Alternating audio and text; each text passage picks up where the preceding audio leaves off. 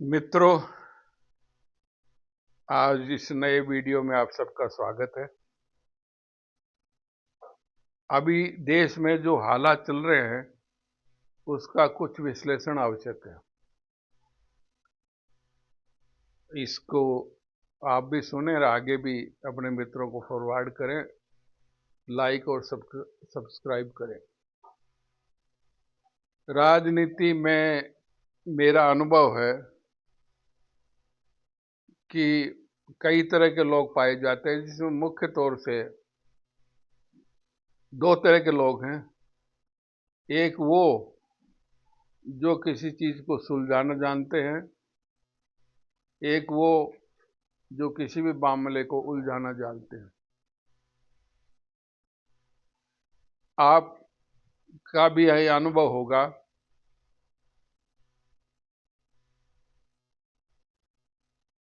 कि लोगों को बहकाना बहुत आसान है। आपने देखा होगा अफवाहें कितनी तेजी से फैलती हैं और सही खबरें बहुत धीरे धीरे चलती हैं। चवन्नी चल गई, किसी ने किसी वक्त किसी जगह चिल्लाया और सुनते सुनते आगे लोगों ने कहा क्या हुआ कि गोली चल गई, भगदड़ मच गई, कई लोग मारे गए, कई घटनाएं ऐसी हुई।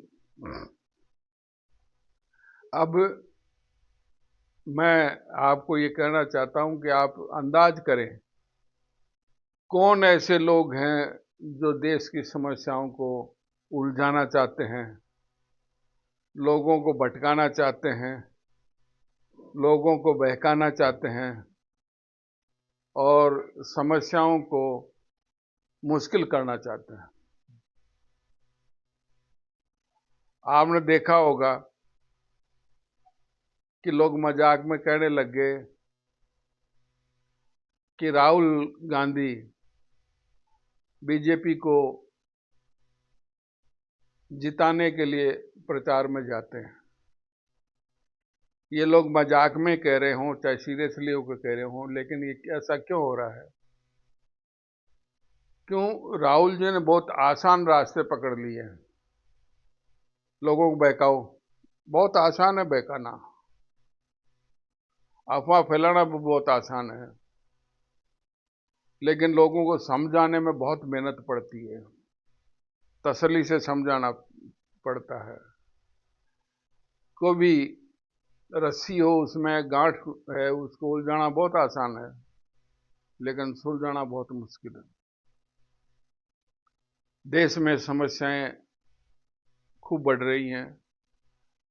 प्रसन्नता की बात यह है कि देश प्रगति की ओर बढ़ भी रहा है और देश की आर्थिक स्थिति भी सुधर रही है। इस वित्त वर्ष की प्रथम तिमाही में जो ग्रोथ रेट आई है वो पिछले साल से 1% से ज्यादा है।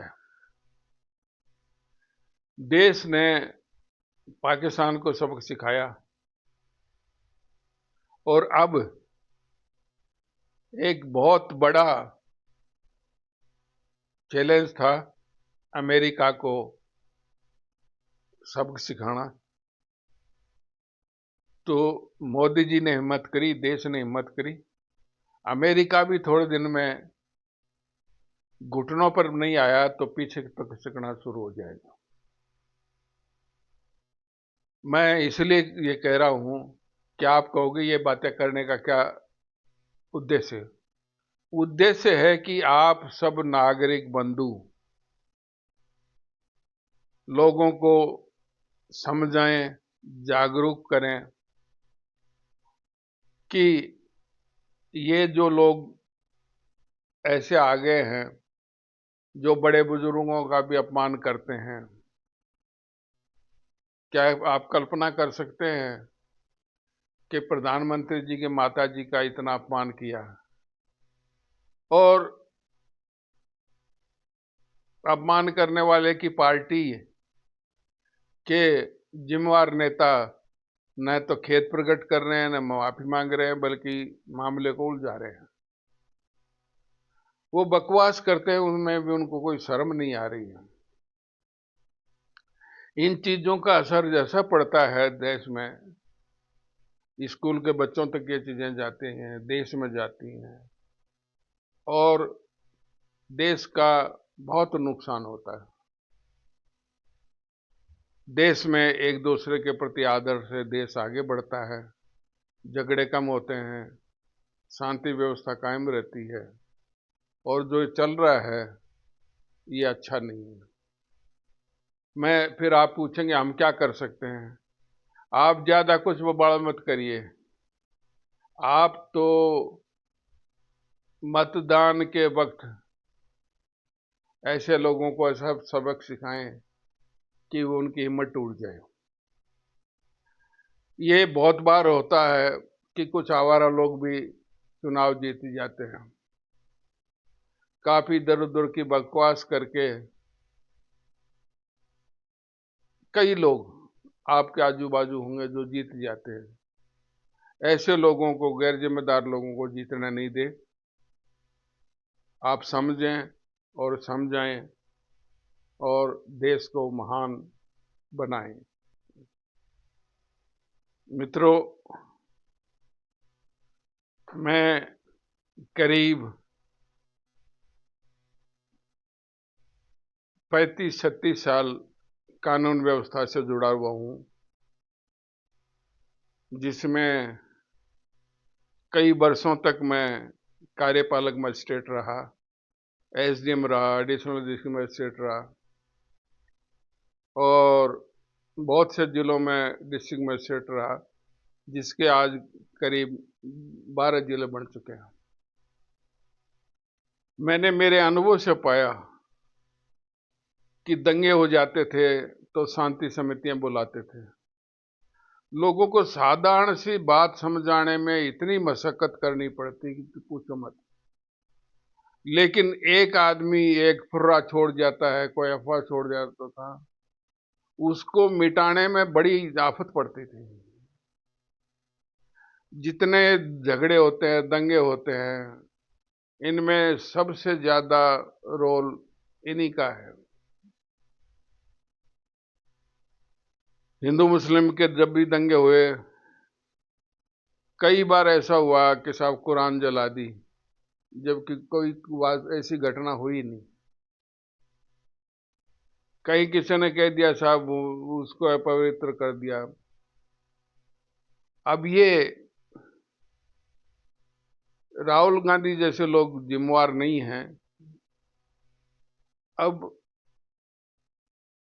जिस मां ने बहुत तकलीफ पाके गरीबी में अपने परिवार को पाला और इतने अच्छे संस्कार दिए कि जिस मां का बेटा आज देश के लिए पूरी त्याग भावना से जुटा हुआ है कि देश आगे जाए, पूरी दुनिया उसको पूज रही है, और उसकी पूजनीय माता के लिए गाली गलौज करना, होना तो ये चाहिए था कि अब तक जिस पार्टी के नेता ने, छोटू भैया ने गाली गलौज किया है, उसको वो पार्टियां खुद सबक सिखाती, उसको निष्कासित करती, उसको किसी तरह से दंडित करती, आगे भी रोक लगा देती कि कभी भी हमारी पार्टी में नहीं लेंगे इसको। लेकिन ऐसा कुछ नहीं हुआ। उल्टा उस घटना को कवर अप करने के लिए बकवास बयान दिए जा रहे हैं, फालतू की बातें गढ़ी जा रही है। ये मैं कहना चाहूंगा कि देश की जनता, और उसमें बिहार भी शामिल है, खास तौर से बिहारी, इस बात को समझ रहे हैं, और जो प्रतिक्रिया आम आदमी की आ रही है वो बहुत सुखद है। लोगों ने इसको बहुत बुरा समझा है कि किसी इतने बड़े आदमी की माता को गाली गलौज करना, ये तो बहुत शर्मनाक काम है, निंदनीय है, बहुत निंदनीय है, बहुत निंदनीय है। अब मैं इसलिए ये आपको कहना चाहता हूं कि इस देश की सुख शांति में कोई जहर नहीं घोल पाए, वो जिम्मा हर एक का है कि इसे खुशगवार रखना। क्यों लोगों ने गलियां बांटी तो बांटी, हमने गलियारे बांट लिए, पानी बांटा तो बांटा, पनिहारे बांट लिए। गलियां तरस रही हैं कब से, अनजानों का मुख देखें, मोहल्ले तरस रहे हैं कब से, मेहमानों का सुख देखें। आए कोई कहां से, हमने सब चौराहे बांट लिए, गलियां बांटी तो बांटी, हमने गलियारे बांट लिए। बहुत धन्यवाद। जय हिंद।